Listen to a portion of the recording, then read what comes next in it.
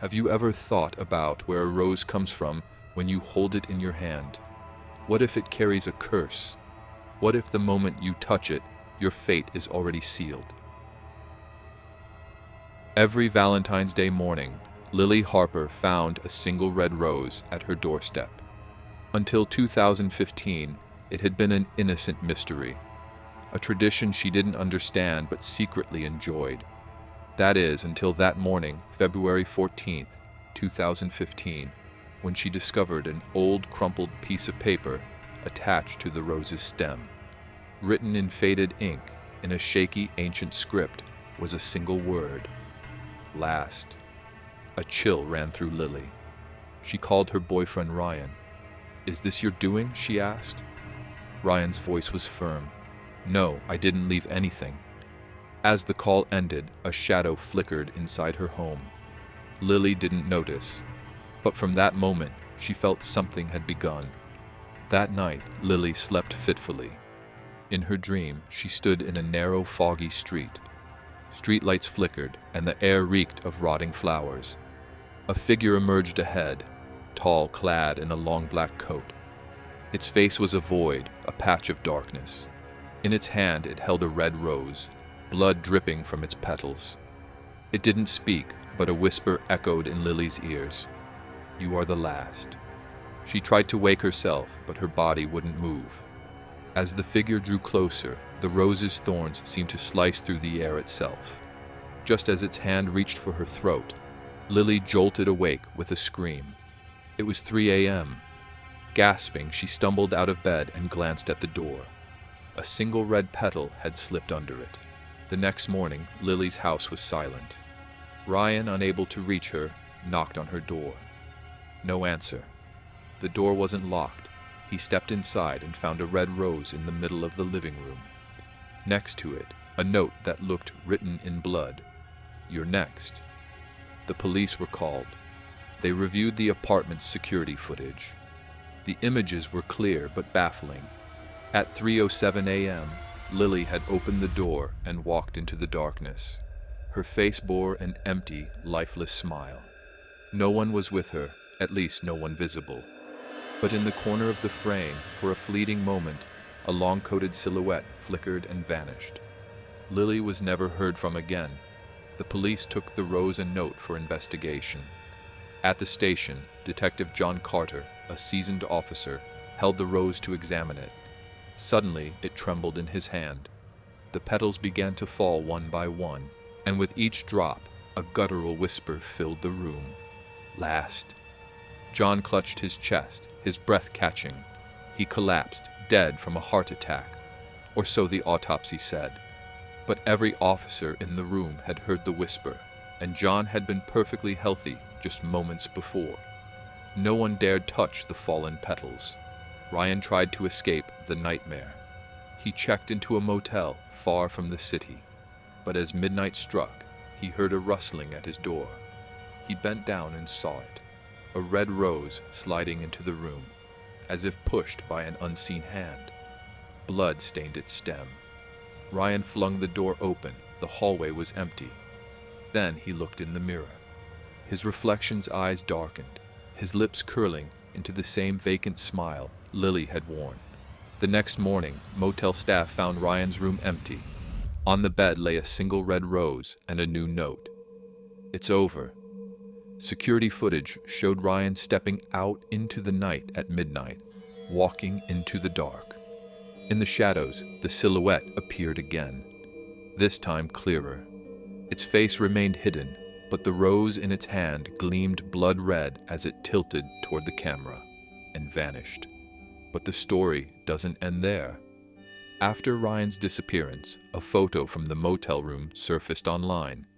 In the mirror's reflection, alongside Ryan's silhouette, was another figure, Lily's. Both had blackened eyes and that eerie, frozen smile.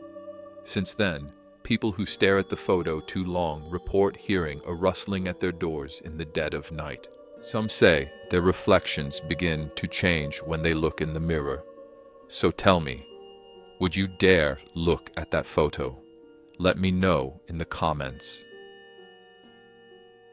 When Anna and Daniel arrived at the luxurious restaurant where they had made a reservation for Valentine's Day, they immediately noticed something strange. The place was eerily empty. The tables were meticulously set, white tablecloths smoothed out, silverware neatly arranged, and candles flickering with a shaky glow. But there wasn't a single waiter or customer in sight. The silence was so thick they could hear their own breathing. Daniel frowned, glancing around. "Weird. This place is usually packed," he muttered, his voice echoing faintly in the vacant room. Anna felt a growing unease, a tightness in her chest, like an invisible hand pressing down on her heart. She squeezed Daniel's hand and forced a smile. "Let's sit down. Maybe they'll show up soon." They settled at one of the tables, the candlelight casting shifting shadows across their faces. Minutes ticked by, but no one appeared. Peering out the restaurant's wide windows, they realized the street outside was just as unnaturally quiet. No cars, no people, not even a breeze.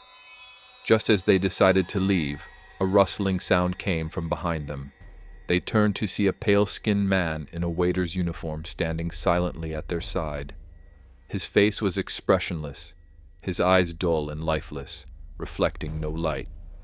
"We've been expecting you," he said, his voice so soft it was barely more than a whisper. The words lingered in the air, as if bouncing off the walls and returning to their ears. Anna and Daniel exchanged uneasy glances. Without another word, he placed 2 plates in front of them and stepped back into the shadows. The food steamed oddly, but a faint rotten smell wafted up from it, like spoiled meat mixed with mold. Daniel picked up his spoon, leaning closer to inspect the dish. That's when he saw it. The food twitched slightly, as if it were breathing. He dropped the spoon, the clatter of metal against the floor, ringing out in the stillness. Right then, a sound filled the restaurant. Not music, not in the usual sense. It was a chorus of whispers, low and guttural, rising like a wave. Anna looked around in panic. The candlelight flickered, and in the mirrors lining the walls, she caught glimpses of silhouettes, faceless figures in long coats moving slowly. But when she turned to the room itself, it was empty. Just the tables, the candles, and that oppressive silence. Daniel fumbled for his phone, his hands shaking. "What the hell is this place?" he muttered, opening a search for the restaurant. Within seconds, his face went pale as a ghost. He turned the screen to Anna. The infamous Valentine's restaurant shut down tragically on February 14th, 1993. That night, every couple dining inside vanished without a trace. Local legend claims that ever since, anyone who enters becomes part of the place forever. Below the text was a black and white photo of the restaurant, identical to where they sat now. Anna's breath caught in her throat. "Daniel, we need to get out," she whispered, her voice trembling. She tried to stand, but her legs wouldn't obey, like they were glued to the floor.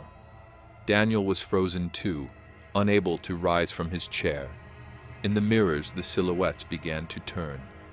Black, hollow eyes and lips curved into lifeless smiles. Worst of all, among them were 2 familiar figures, Anna and Daniel's own reflections. The whispers grew louder, the words sharpening into something clear. "Now you're with us forever." The candles started extinguishing one by one. With each flame that died, the room grew colder, the air thicker. When the last candle flickered out, darkness swallowed everything. Silence returned, but it was heavier now, laced with an unspoken threat. The next morning, police entered the restaurant and found it deserted. The tables were still perfectly set, the melted candles cold and lifeless. But at one table, 2 plates stood out, filled with steaming food as if freshly served. Scratched into the surface of the dishes were 2 names, Anna and Daniel. Then one officer glanced at the mirrors and called the others over. 2 new silhouettes had appeared among the reflections. Figures with pitch-black eyes, standing motionless, their postures mirroring the empty chairs at the table. From that day on, people passing by the restaurant swore they heard faint whispers drifting from inside. Some claimed to see shadows flicker in the windows, there one moment and gone the next. Valentine's restaurant had claimed its latest prey, and those cursed tables stood ready, waiting patiently for their next guests. Some stories aren't meant to be told, they're meant to be lived. Some tables are never truly empty, and some shadows don't need an invitation. If you enjoy stories like this, make sure to subscribe, like, and leave a comment. Because in Joseph City, the paranormal never ends, and maybe the next story will be about you.